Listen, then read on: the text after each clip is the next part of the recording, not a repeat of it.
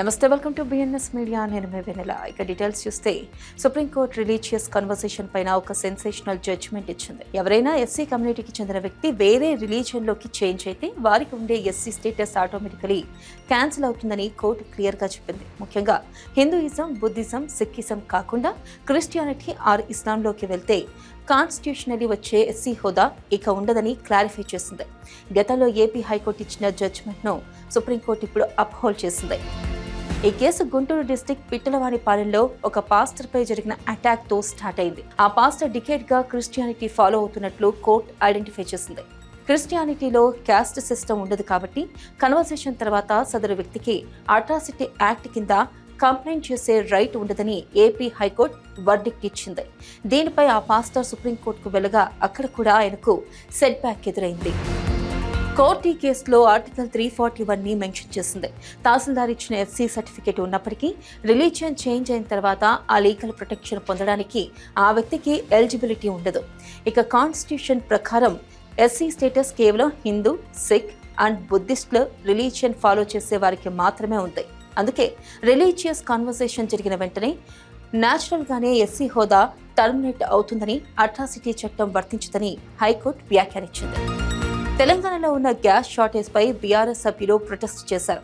Assembly sessions నేపథ్యంలో ముందుగా gun park కు చేరుకున్న బీఆర్ఎస్ లీడర్స్ గ్యాస్ సిలిండర్ల ప్లకార్డులతో నిరసన చేపట్టారు.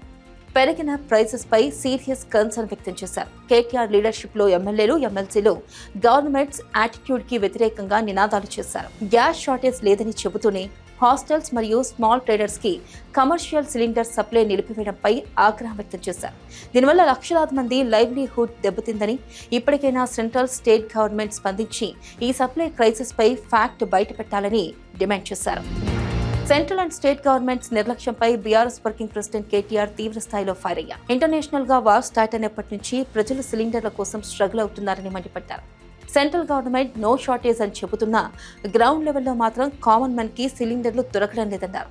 సెంట్రల్ గవర్నమెంట్ ఎల్పీజీ షార్టేజ్ లేదంటుంది. స్టేట్ గవర్నమెంట్ పెట్రోలియం డిపార్ట్మెంట్ మా చేతుల్లో లేదని ఎస్కేప్ అవుతుందని మండిపడ్డారు. వీరిద్దరి మధ్యలో సామాన్యుల పరిస్థితి క్రాస్ ఫైర్ లో చిక్కుకున్నట్లు తయారైందని విమర్శించారు. జగిత్యాల జిల్లా పాలిటిక్స్ లో కీలక టర్న్ చోటు చేసుకుంది. కాంగ్రెస్ సీనియర్ లీడర్ జీవన్ రెడ్డి పార్టీకి రిజైన్ చేస్తానని ప్రకటించడంతో పార్టీ హైకమాండ్ వెంటనే డ్యామేజ్ కంట్రోల్ మొదలుపెట్టింది. టీపీసీసీ చీఫ్ మహేష్ కుమార్ గౌడ్ స్వయంగా రంగంలోకి దిగి డిస్సాటిస్ఫైడ్ గా ఉన్న జీవన్ రెడ్డిని కన్విన్స్ చేసే ప్రయత్నం చేశారు. ఎమ్మెల్యే సంజయ్ కుమార్ ను పార్టీలోకి చేర్చుకోవడంపై జీవన్ రెడ్డి అన్హ్యాపీగా ఉన్నారు.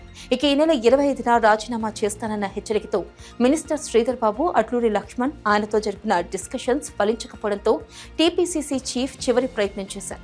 ఇప్పుడు హైకమాండ్ జరిపిన ఈ చర్చలు ఏ రిజల్ట్స్ ఇస్తాయోనని అందరూ క్యూరియస్ గా ఎదురు చూస్తున్నారు. గ్రామీణ ప్రాంతాల్లో డికేట్స్ గా సర్వీసెస్ అందిస్తున్న ఆర్డీటీకి లైన్ క్లియర్ అయింది. ఏడాదిగా పెండింగ్ లో ఉన్న ఎఫ్సీఆర్ఏ పర్మిషన్స్ ను హోమ్ మినిస్టరీ రెన్యూడ్.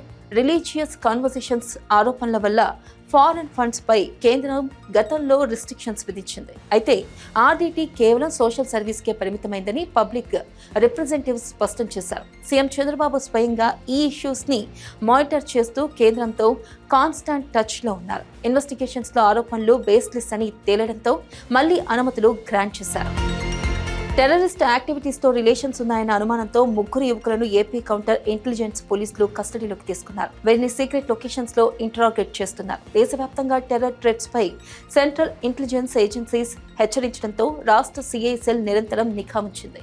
వీరి సోషల్ మీడియా యాక్టివిటీస్ ని గమనించిన అధికారులు వీరు టెర్రర్ అవుట్ఫిట్స్ కి సపోర్ట్ గా పోస్టులు పెడుతున్నట్లు గుర్తించి వారి రెసిడెన్స్ లోనే రైడ్స్ చేసి ఎలక్ట్రానిక్ డివైసెస్ ను స్వాధీనం చేసుకున్నారు. పాకిస్తాన్తో లింక్స్ ఉన్న ఒక భారీ స్పైయింగ్ రాకెట్ ను గాజియాబాద్ పోలీసులు భగ్నం చేశారు. రైల్వే స్టేషన్స్ మరియు మిలిటరీ బేసెస్ కి సంబంధించిన ఫొటోస్ అండ్ వీడియోస్ తీసి పంపుతున్న 6గురిని మొదట అరెస్ట్ చేశారు. వీరి వెనుక పెద్ద స్పై నెట్వర్క్ ఉన్నట్లు ఇన్వెస్టిగేషన్ లో తేలింది. ఇప్పటి వరకు మొత్తం 22 మందిని అదుపులోకి తీసుకున్నారు. వారి ఫోన్ లో కీలకమైన మిలిటరీ లొకేషన్స్ మరియు లొకేషన్ ట్యాగ్స్ దొరికినట్లు పోలీసులు తెలిపారు. కమర్షియల్ గ్యాస్ సిలిండర్స్ షార్టేజ్ నేపథ్యంలో సెంట్రల్ గవర్నమెంట్ ఒక కీలక డిసిషన్ తీసుకుంది. Petroleum ministry secretary doctor Neeraj Mittal అన్ని స్టేట్స్కి లెటర్స్ రాశారు. రాష్ట్రాలకు అడిషనల్గా మరో 20% గ్యాస్ సప్లై చేరున్నట్టు ప్రకటించారు. హోటల్స్, రెస్టారెంట్స్ అండ్ డాబాస్కి ఇబ్బంది లేకుండా యాక్షన్ తీసుకోవాలని సూచించారు. ఇండస్ట్రియల్ క్యాంటీన్స్ మరియు ఫుడ్ ప్రాసెసింగ్ యూనిట్లకు ఇంపార్టెన్స్ ఇవ్వాలని ఇన్స్ట్రక్షన్స్ ఇచ్చారు. భారత డెమోక్రసీలో ఒక హిస్టారిక్ చేంజ్కి కేంద్రం రెడీ అవుతుంది. లోక్సభతో పాటు అసెంబ్లీ సీట్స్ని ఏకంగా 50% పెంచాలని గవర్నమెంట్ ప్లాన్ చేస్తుంది. ఎన్డీఏ అలయన్స్ మీటింగ్లో ఈ ప్రపోజల్ వచ్చినట్లు సోర్సెస్ చెబుతున్నాయి.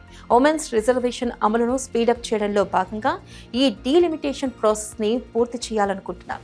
ఈ డెసిషన్తో లోక్సభ స్థానాలు 543 నుంచి 816 లేదా 848కి, అసెంబ్లీ స్థానాలు 4123 నుంచి 6185కి పెరిగే ఛాన్స్. మిడిల్ ఈస్ట్ లో టెన్షన్స్ పెరుగుతున్న వేళ ఉక్రెయిన్ ప్రెసిడెంట్ జెలెన్స్కీ సంచలన అలిగేషన్స్ చేశారు. ఇజ్రాయెల్ ఇరాన్ వార్లో రష్యా ఇంటెలిజెన్స్ హెల్ప్ చేస్తుందని ఆరోపించారు. దీనికి సంబంధించి తన దగ్గర సాలిడ్ ఎవిడెన్స్ ఉందంటూ ఎక్స్లో పోస్ట్ చేశారు. ఇది చాలా డిస్ట్రక్టివ్ అని, వెంటనే ఆపకపోతే సిచ్యువేషన్ ఇంకా వర్స్ అవుతుందని వార్న్ చేశారు. అయితే దీనిపై రష్యా, ఇరాన్ ఇంకా రెస్పాండ్ అవ్వలేదు. అమెరికా ప్రెసిడెంట్ డొనాల్డ్ ట్రంప్ ఇరాన్పై అటాక్స్ను 5 డేస్గా పోస్ట్ పోన్ చేయగా దానికి టెహ్రాన్ ధీటుగా బదిలిచ్చింది. కేవలం అటాక్స్ని పోస్ట్ పోన్ చేస్తే సరిపోదని, తమపై ఉన్న శాంక్షన్స్ అన్ని ఎత్తివేసి జరిగిన లాస్కి కాంపెన్సేషన్ చెల్లిస్తేనే టాక్స్కి వస్తామని ఇరాన్ స్పష్టం చేసింది. తమ ఇంటర్నల్ మ్యాటర్స్లో జోక్యం చేసుకోబోమని, ఇంటర్నేషనల్ గ్యారంటీ ఇవ్వాలని, ఈ కండిషన్స్ అన్నిటికీ ఒప్పుకుంటేనే వార్ ఆపేస్తామని ఇరాన్ క్లియర్గా చెప్పేసింది. ఇవే బులెటిన్ అప్డేట్స్. మరిన్ని అప్డేట్స్తో మళ్ళీ కలుసుకుందాం. Keep watching PNS media.